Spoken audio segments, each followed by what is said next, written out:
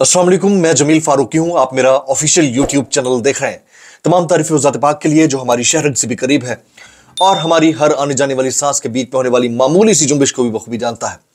और तमाम दुरूद पाक नबी आखिरुज़्ज़मा हज़रत मोहम्मद मुस्तफ़ा अहमद मुज्तबा सल्लल्लाहु अलैहि वसल्लम की ज़ात पाक के ऊपर जो वजह तख्लीक़ कायनात है, जिनकी वजह से हम हैं, जिनकी वजह से ये कुल कायनात है। खैर ख्वाहान Pakistan group, well wishers of Pakistan group, कई दिनों से एक नया शोशा छोड़ा गया है कि यह ग्रुप इमरान खान साहब से मफाहमत के लिए कोशिश कर रहा है।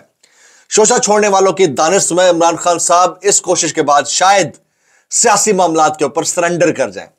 इसकी डिटेल्स क्या है, इमरान खान साहब ने कब सरेंडर करना होता तो कर लिया होता और अब सरेंडर नहीं करना तो क्यों नहीं करेंगे, ये डिटेल्स क्या है, ये तमाम डिटेल्स मैं आपके सामने शेयर करूंगा। इसके अलावा गुज़िश्ता रोज वो भोंपुओं के जरिए एक खबर प्लांट की गई कि बाजवा साहब ने यह कह दिया है कि वो इमरान खान साहब की हुकूमत गिराने की साजिश में मुलविस नहीं थे।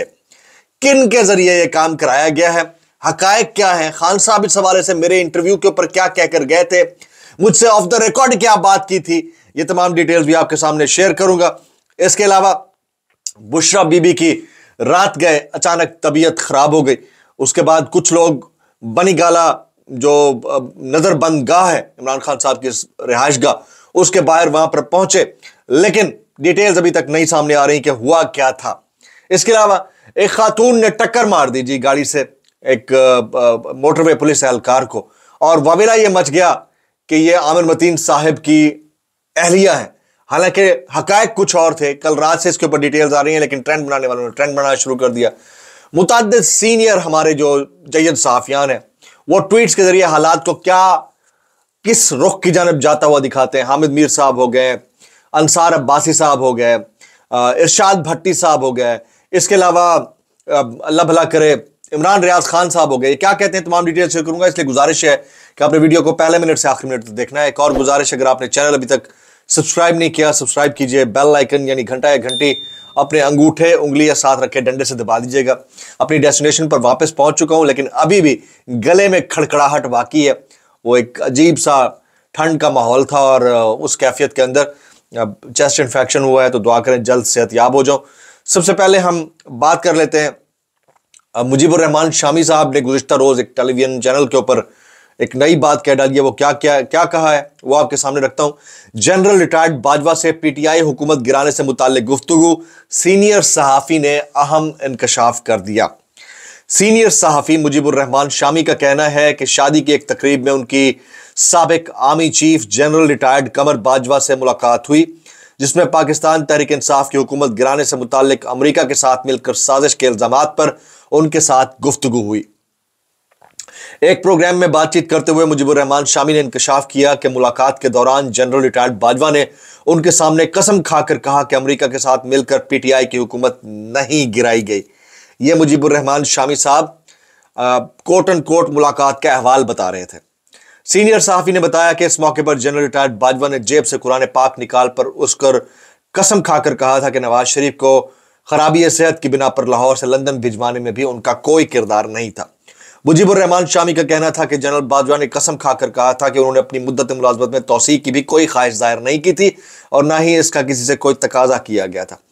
अच्छा, अब ये तीन वो बातें हैं जिनका तस्करा इमरान खान साहब ने पहली दफा मेरे इंटरव्यू पर किया था, यानी मेरे साथ जो इंटरव्यू उनका जमान पार्क के अंदर हुआ था उसमें उन्होंने किया था।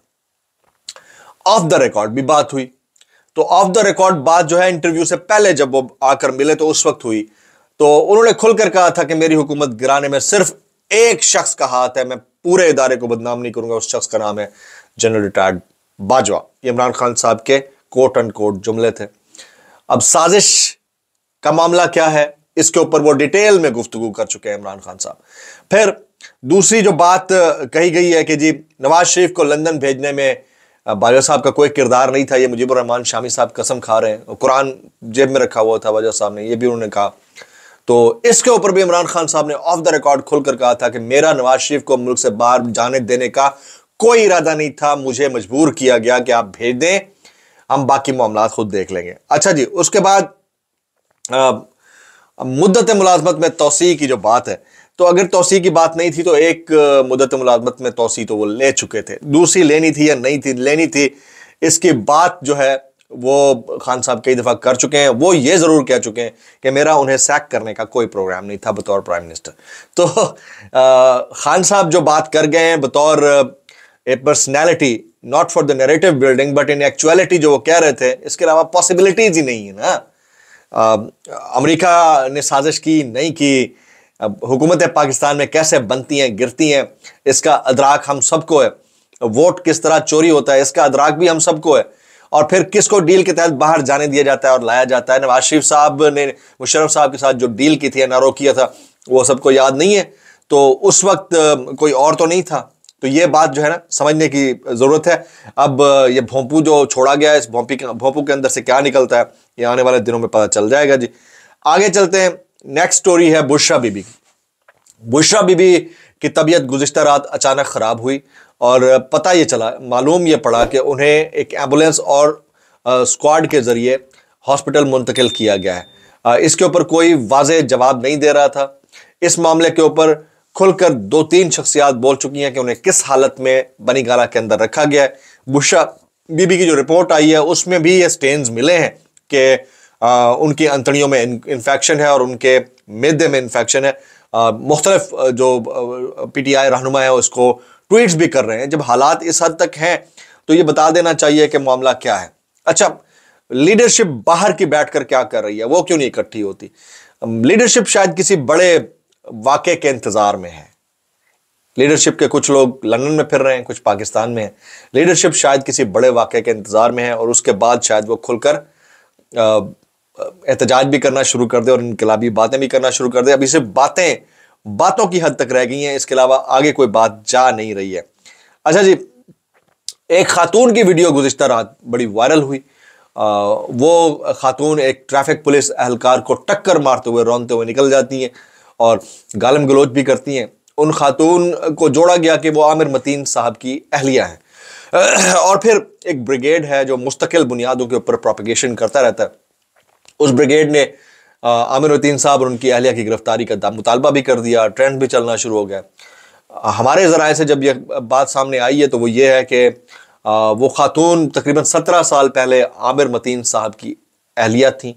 अब वो उनके साथ रिश्ता अज़वाज में नहीं है। तो इसका कसूर या मलबा आमिर मतीन साहब के ऊपर तो नहीं डाला जा सकता। पहली बात यह। दूसरी बात यह है कि कानून को जिस तरह निज़ाम इंसाफ कायम करने वाले रोनते हुए चले जाते हैं और जो बदमाशिया को प्रोटोकॉल्स मिलते हैं, तो अब कोई भी शख्स जो है वो कानून को हाथ में लेने की कोशिश करता है। उसूलन यह नहीं होना चाहिए।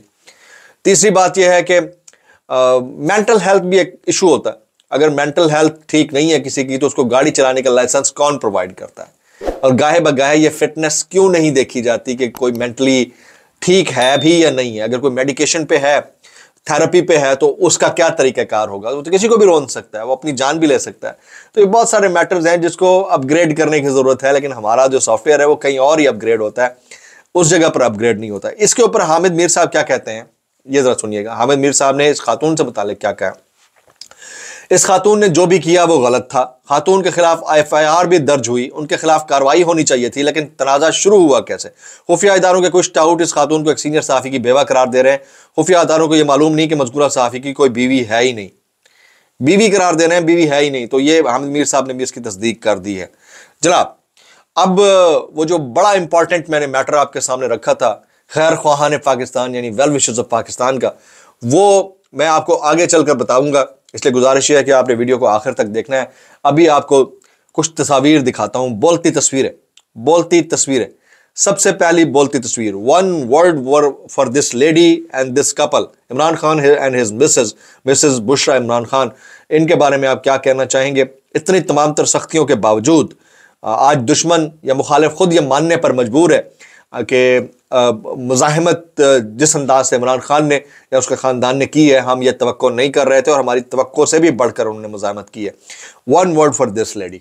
आप सब मिलकर इसके नीचे कमेंट करेंगे। मैंने तमाम तर फ्लोर आपके लिए छोड़ रखा है, आपने इसके ऊपर बात करनी है। सेकंड बोलती तस्वीर जरा मुलाजा कीजिएगा। ये मरियम नवाज शरीफ साहब एक तंदूर के ऊपर खड़ी हैं। अगर फोटोशॉप्ड है तो कोई भी इसको क्लियर कर सकता है, लेकिन जो इमेज मुझ पर पहुंची है मैंने तो यही देखी है। अगर फोटोशॉप्ड है तो मैं माजरत चाहूंगा जी। देखें जी, मरियम नवाज शरीफ साहब एक तंदूर के ऊपर खड़ी हैं। तंदूर इनका इंतखाबी निशान था गुज़िश्ता दौरे हुकूमत में इमरान खान साहब की। अच्छा, ये प्रिटेंड ये किया जाता है अपनी वीडियोस के अंदर कि जैसे बहुत पब्लिक में जाने वाली, अवाम की खैर खा, अवाम का दर्द अपने दिल में रखने वाली खातून है। होगा, नो डाउट। लेकिन आप मुहावजों की अलर्टनेस चेक कीजिए कि ये अलर्ट मुहावजों के बीच में टिकटॉक बनाने का जो मामला है, ये यानी हमारी कौम को कहां तक ले जाएगा। हम इस वीआईपी कल्चर से कब बाहर निकलेंगे। हम ब्रिटेन एम्बेसडर से ज्यादा इंपॉर्टेंट नहीं है दुनिया के लिए कि वो बगैर प्रोटोकॉल के, बगैर सिक्योरिटी के और बगैर दिखावे के सिक्योर करना हो ना, 10 तरीके से सादा कपड़ों में लोगों को खड़े करके आपको सिक्योर कर सकते हैं। लेकिन ये बदमाशिया है जो गन पॉइंट पर दिखाता है कि मैं बादशाह हूं, इससे निकलने की जरूरत है। एक और बोलती तस्वीर मुलाजा कीजिएगा, ये है एक टीवी चैनल की तस्वीर, लेकिन आपको अंदाजा हो जाएगा कि फ्रस्ट्रेशन किस हद तक है। पीटीआई का एक बंदा है और दूसरी तरफ नून लीग का एक बंदा है, ठीक है, सुन्नी इत्तेहाद काउंसिल का और नून लीग का एक बंदा है। दोनों के 0-0 वोट है, लेकिन इसमें भी आपको आगे जो है वो नून लीग का ही नजर आ रहा है। तो आप समझ जाइए कि सिस्टम हमारा किस हद तक बदबूदार हो चुका है।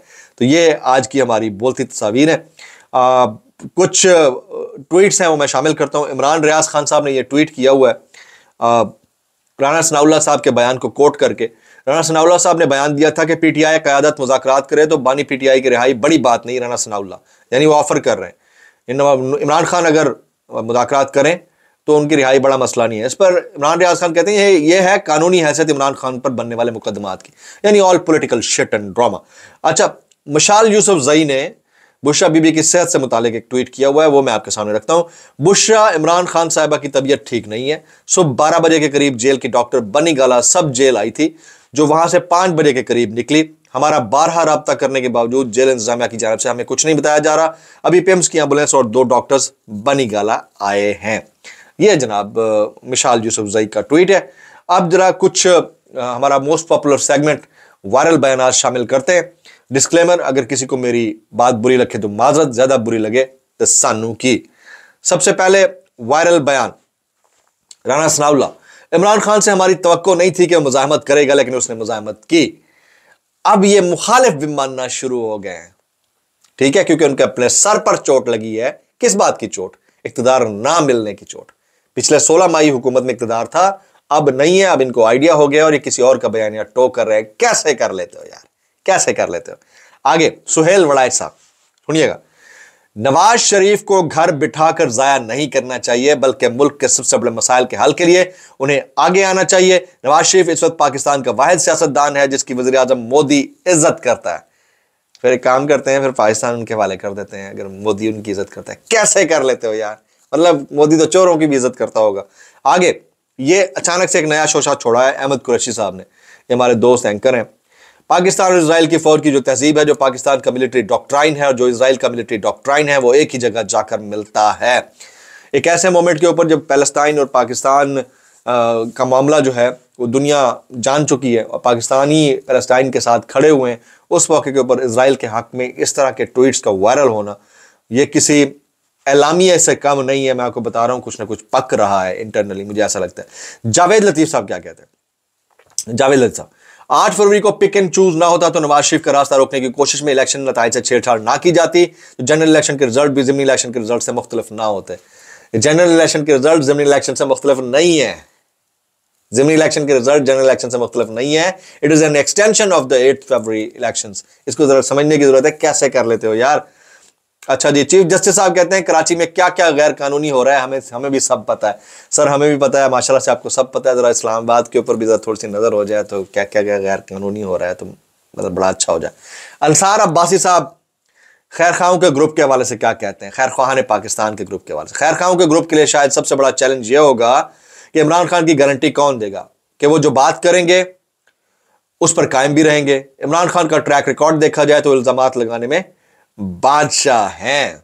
अच्छा जी, ये खैर ख्वाहान पाकिस्तान ग्रुप का मामला क्या है, मैं उसकी तरफ आ जाता हूं। 3-4 लोगों का एक ग्रुप तजवीज़ दिया गया है, तश्कील दिया गया है, जिससे तवक्को यह की जा रही है कि वो इमरान खान साहब से बातचीत करेंगे और इमरान खान साहब को मनवाएंगे कि वो इस पॉलिटिकल सेटअप के हवाले से एहतजाज की पॉलिसी को तर्क कर दें, खामोश हो जाएं 3-4 साल के लिए, और उसके बाद उनको इक़्तिदार में लाने की कोशिश की जाएगी। मैं आपको एक बात क्लियर कट यहाँ पर कह रहा हूँ, जो मैं इमरान खान साहब को बड़ा क्लोजली जानता हूँ और जिस तरीके से मेरी उनसे मुलाकात रही है, जिस तरह से मैंने उनके इंटरव्यूज़ कंडक्ट किए हैं, इमरान खान ने अगर सरेंडर करना होता ना, वो 25 मई को सरेंडर कर जाता। जिस वक्त उनको दोबारा हुकूमत बनाने की ऑफर की गई थी और कहा गया था कि अब 6 महीने ठहर जो इलेक्शन करा लेंगे, तो मेरा नहीं ख्याल कि अब इस तरह की कोई भी कोशिश कारगर साबित होगी। इमरान खान साहब ने ना पहले सरेंडर करना था, इमरान खान साहब ने ना अब सरेंडर करना है। हालात जो भी बन गए हैं, इसकी तमाम तर जिम्मेदारी जो है वो दूसरी साइड के ऊपर है, यानी तमाम पॉलिटिकल अशराफिया के ऊपर है और उनके सहूलतकारों के ऊपर है। अब सारा मामला जो है वो इस बात को रियलाइज करने का है कि ये खैर ख्वाहान पाकिस्तान या वेल विशर्स ऑफ पाकिस्तान का जो ग्रुप है, ये तश्कील देने की ज़रूरत क्या थी। पीटीआई से मिलने के लिए नून लीग मरे जा रही है, क्योंकि उनको पता है कि अगर डायरेक्ट बात हो गई उनकी तो हम कहीं के नहीं रहेंगे। और इस वक्त जो है इनकी सियासत मदफून तो हो चुकी है नून लीग की, बचा इनके पास कोई नहीं है। ये ऊपर के छंद पंद है, चोरी डकैती वोट के ऊपर जो है मारी जा रही है, वो सबको पता है कि क्या दो नंबरी चल रही है। इस सारी सिचुएशन के अंदर आपने इस बात से भी अवेयर रहना है कि आप किसी को भी अपना हीरो गर्दान लेते हैं चंद मिनट के अंदर, और वो इस इलेक्शन में नून लीग को हीरो गर्दान रहे हैं। मैं चंद एक साफी हैं जैसे तूर है, बाकी लोग हैं, उनके जरा ट्वीट्स पढ़ लीजिएगा बाय इलेक्शंस के बारे में, तो जरा थोड़ा सा आपको भी एहतियात की जरूरत है। आज के व्लॉग से इतना ही। सब्सक्राइब कीजिए, बेल आइकन के दुआ में याद रखिएगा। अस्सलाम वालेकुम रहमतुल्लाहि व बरकातहू।